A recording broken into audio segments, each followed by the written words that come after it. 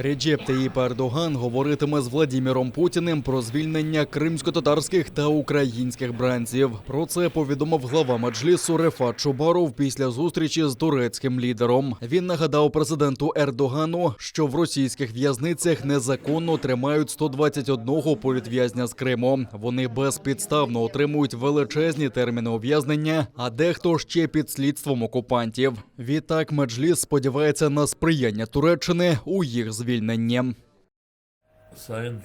Шановному президенту докладно розповіли про становище, в якому перебувають політв'язні. Розповіли про те, що затриманих піддають фізичному насиллю. Ми попросили його надати усіляку допомогу у звільненні наших співвітчизників. Президент сказав, що говорить про це на кожній зустрічі з Путіним. Невдовзі Путін відвідає Туреччину, і це питання знову буде піднято турецьким президентом. Будемо очікувати хорошого результату.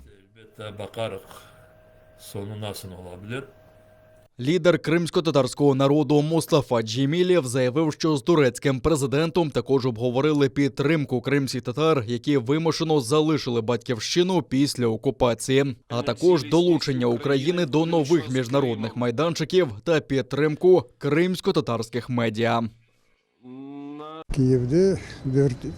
Говорили про прискорення будівництва житла для переселенців кримських татар в Києві, Миколаєві та Херсоні.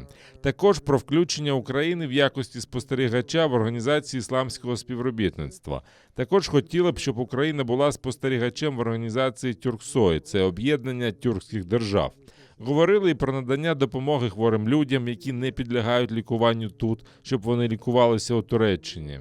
У Туреччині зараз перебувають близько 5 тисяч кримських татар, які залишили Крим після окупації. Говорили і про ці проблеми. Обговорили проблеми кримсько-татарських медіа, які після окупації вимушено залишили Крим.